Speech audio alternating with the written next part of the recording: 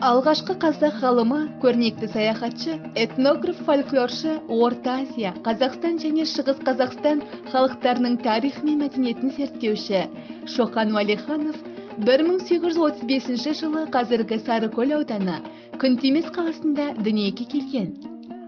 Оның балалық шағы далада, халық арасында өтті.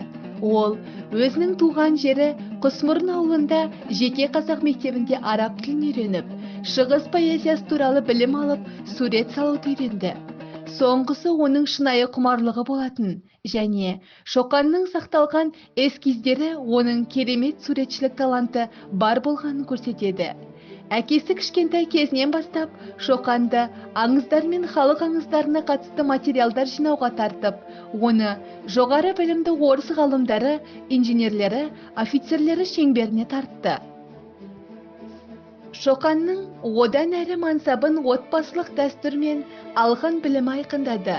Ол орыс офицері, барлаушы, дипломат және патша әкімшілігінің әртүрлі тапсырмаларын орындайтын шенеунік еді. Кадет корпусында білім алып жүрген кездің өзінде оның саяхатқа деген құштарлығы және әлемге белгісіз Азияны ашу арманы дүниеге келді.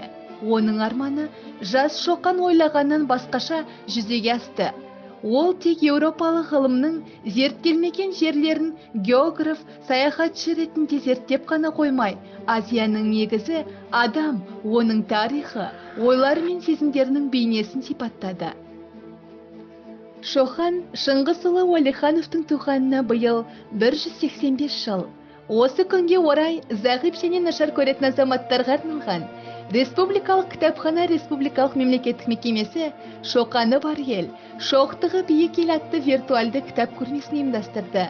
Көрмеде келесі еңбектер ұсынылды: Аққан жұлдыз Шоқан Уәлиханов, Көмеков Болат, Өтениясов Самат Шоқан Уәлиханов.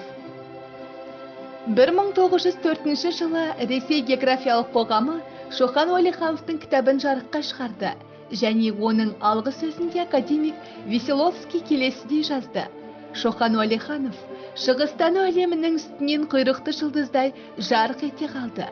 Орыстың шығысты зерттеуші ғалымдарының бәрі де ерекше бір құбылыс деп танып, одан түрік халықтарының тағдыры туралы ұлы және маңызды жаңалықтар ашуды күткен еді. Бірақ Шоқанның мезгілсіз өмірден өтуі біздің бұл үмітімізді үзіп кетті.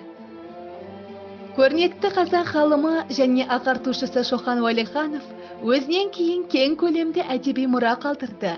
Қысқа ғана өмірінде ол Орта Азия мен Қазақстан халықтарының тарихына, географиясы мен этнографиясына арналған бірқатар еңбектерді, сондай-ақ қоғамдық саяси тақырыптарға арналған көптеген шығармаларды жазып қалдырды. Жастық шағына қарамастан, ол энциклопедиялық көзқарасы қалыптасқан, сол кездегі ғылымда бірқатар сұрақтарды жаңаша қойған ірі ғалым болды.